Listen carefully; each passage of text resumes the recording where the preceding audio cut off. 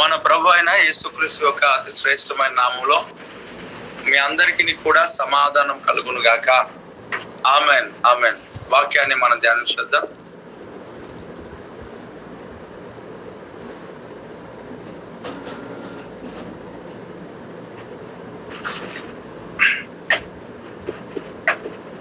గడిచిన కాలం అంతా కాచి కాపాడిన దేవునికి స్తోత్రం కలుగును గాక.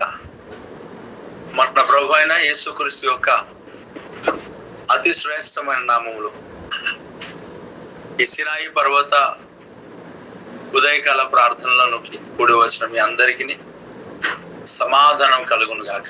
పిల్లరా, ఈ యొక్క ఉదయకాల ప్రార్థన అనేది చాలా ప్రాముఖ్యమైనది, ఆశీర్వాదకరమైనది, దీవెనకరమైనది. ఎన్నో సాక్ష్యములు నేను వింటున్నాను పర్సనల్ గా.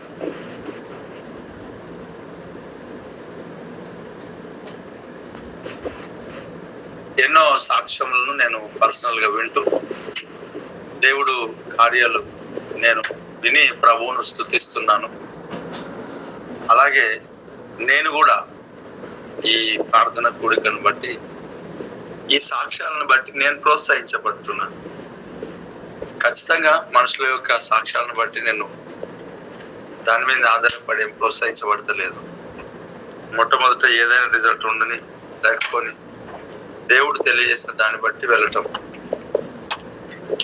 దేవుడి యొక్క ఆత్మ ద్వారా ప్రోత్సహించబడటం.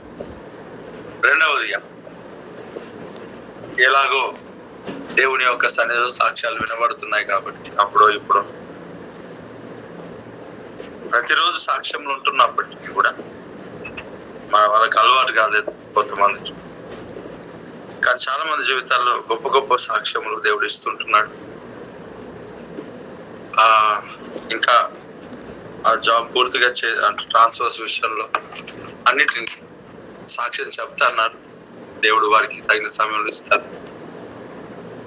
చెప్తా అన్నారు, ఇప్పుడు కాదు కానీ ట్రాన్స్ఫర్ అయిన తర్వాత చెప్తా అన్నారు.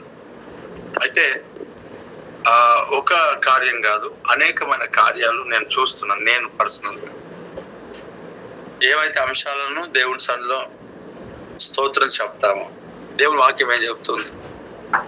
ప్రతిదీ కృతజ్ఞతాస్తుతుల మూలముగా ఆయన సన్నిధిలో తెలియచేయాలని వాక్యం సెలవిస్తుంది. సో అది వాక్యం. నేను ఏ డినామినేషన్ లో నేను ఎక్కడ ఎదగలేదు, ఎక్కడ పెరగలేదు కాబట్టి నాకు తెలియదు. దేవుడు నన్ను నడిపించిన విధానం బట్టి నేను దాన్ని చేస్తున్నాను. అయితే ఎంత గొప్ప కార్యాలు దేవుడు జరిగిస్తున్నాడు అంటే, జాబ్స్ ను దేవుడు అనుగ్రహిస్తూ, జాబ్స్, అలాగే ట్రాన్స్ఫర్స్ విషయంలో దేవుడు అద్భుతం చేస్తూ, ఏవైతే అంశాలు ఇల్లుల విషయమై అసలు నార్మల్ కాదు, సంవత్సరాల నుండి పెండింగ్ లో ఉన్న ప్రతి దాన్ని దేవుడు కార్యాలు ప్రారంభించడం అని అంటే నార్మల్ విషయమేం కాదు కదా. సో మౌంటైన్స్ మూవ్ అవుతా ఉన్నాయి. Praise the lord. మౌంటైన్స్ ఏంటి? పర్వతాలు కదులుతాం. సో బలమైన ప్రార్థన. చాలా మంది నిర్లక్ష్యం చేస్తూ జాయిన్ అవుతలేరు. ఎవరు జాయిన్ అవ్వరు అని అంటే చెప్తాను, రిజల్ట్ పొందుకున్న వారే జాయిన్ అవ్వరు.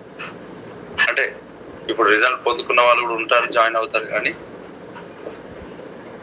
కొంతమంది పాపం వారికి ఉన్న సమస్యలను బట్టి, అనారోగ్యాలను బట్టి, సమయాన్ని దొరకకపోవడం బట్టి, అలసిపోవటం బట్టి, అది వేరే విషయం. కొందరు ఉన్నారు, వారు నిద్రను జయించని వారు. చాలా దేవుని సన్నిధిలో మనం జాయిన్ అవటం చాలా గొప్ప కార్యం. కాబట్టి ఎన్నో సాక్ష్యాలు నేను వింటున్నాను. సాక్ష్యాలు విన్న ప్రతిసారి నేను దేవుని స్తుతిస్తున్నాను, నేను సంతోషిస్తున్నాను, దేవుని స్తుతిస్తున్నాను.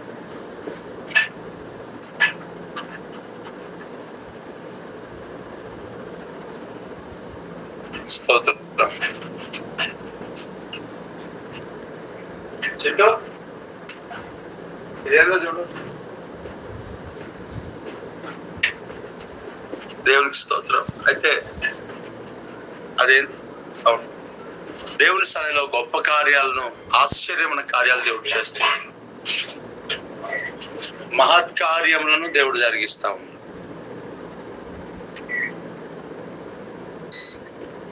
సరే, వాక్యాన్ని విందాం. మనం సాక్ష్యాలు కూడా విందాం. వారు అనేక సాక్ష్యాలు ఉన్నాయి. అంటే వాక్యం ద్వారా ప్రతిరోజు దేవుడు చాలా మందితో మాట్లాడుతున్నారు, చెప్పరు. వాక్యాన్ని విందాం.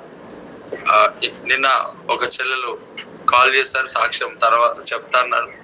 మొన్న చెప్దాం అనుకున్నారంట, తర్వాత ఇంకా పూర్తిగా జరిగిన తర్వాత చెప్పాలనేది కూడా నా ఉద్దేశం. అలాగే చెల్లెలు కూడా చెప్పారు, ఇంకా చెప్తాను అంటే వాళ్ళే చెప్పారు, సాక్ష్యం చెప్తారు రాబోయే దినాల్లో గొప్ప సాక్ష్యాలు ఇంకా మనం వింటాం. మొదటి యోహాను క్షమించండి, కీర్తనల గ్రంథము 40వ కీర్తన 11వ చరణం చదవండి. 40వ కీర్తన 11వ చరణం చదవండి. యెహోవా, నీ వాత్సల్యమును నాకు దూరము చేయవు, నీ కృపాసత్యములు ఎప్పుడునూ నన్ను కాపాడును గాక. దేవునికి స్తోత్రం. చూడండి, యెహోవా నీ వాత్సల్యమును ఎప్పుడు దూరం చేయవు, నీ కృపా సత్యములు నాకు ఎప్పుడు నన్ను కాపాడును గాక. ఆమేన్. చూడండి, దేవుని యొక్క వాత్సల్యత మనకు ఒకవేళ దూరం అయిపోతే మనం బ్రతకలేం, జీవించలేం. ఆయన వాత్సల్యం మనకి ఎప్పుడు కావాలి. ఆయన కనికరం, ఆయన కృప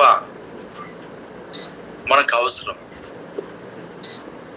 భక్తుడు అంటున్నాడు, ప్రభా నీ వాత్సల్యత నాకెప్పుడు దూరం చేయలేవు నాయన, నాకెప్పుడు దూరం చేయలేవు. తర్వాత నీ కృప సత్యములు నన్ను కాపాడుతున్నాయి. దేవుని వాత్సల్యమును మనకు దూరం అయిపోతుంది ఒకవేళ, మనం ఎలా బ్రతకగలుగుతాం, ఎలా మనం జీవించగలుగుతాం? దేవుడు దావీదు గారికి దేవుడు తన వాత్సల్యాన్ని దూరపరచాడు. ఆయనకి దేవుని యొక్క వాత్సల్యంలో చూపించాడు. ఒకవేళ వాత్సల్యం పోయి ఉంటే దావీదు గారు ఏమయ్యేవాడు? నిజంగా మన ప్రభువైన యేసుక్రీస్తు ఆయన ప్రేమామయుడు, కృపామయుడు.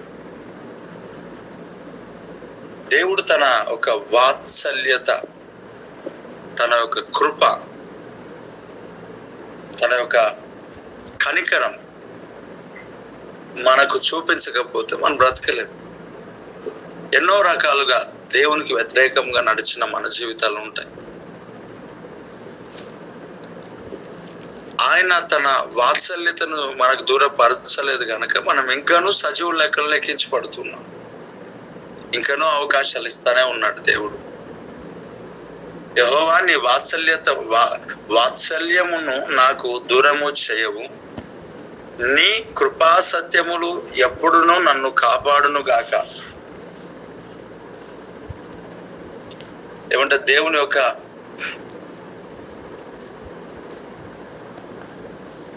కృప, దేవుని యొక్క సత్యం, వాక్యం.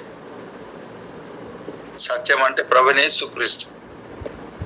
ఏం చేయమంట? కృప, ఆయన సత్యం అనగా ఆయన, ఆ దేవుడు మనల్ని ఏం చేస్తాడు? ఎల్లప్పుడూ కాపాడుతాడు, వాత్సల్యం చూపిస్తూ. నీ ఎడల దేవుడు వాత్సల్యతను చూపిస్తున్నాడు. మెర్సియస్ దేవుడు తన ఒక కనికరం, కృప కనికరములు దేవుడు మన ఎడల, నీ ఎడల ప్రభు చూపిస్తున్నాడు. నిన్ను ప్రభువు దర్శిస్తున్నాడు. ఏ పరిస్థితుల్లో నువ్వు ఉన్నా ఆ దేవాది దేవుడు నిన్ను దర్శించేవాడుగా ఉన్నాడు, వాత్సల్యతను చూపిస్తున్నాడు. యెహోవా నీ వాత్సల్యమును నాకు దూరం చేయవు, నీ కృపా సత్యములు ఎప్పుడునూ నన్ను కాపాడును గాక. ఆమేన్. ఈ మాటలు దేవుడు నా జీవితంలో ఆశీర్వాదకరంగా ఉండును గాక. ఆమేన్. ప్రార్థన చేసుకుందాం.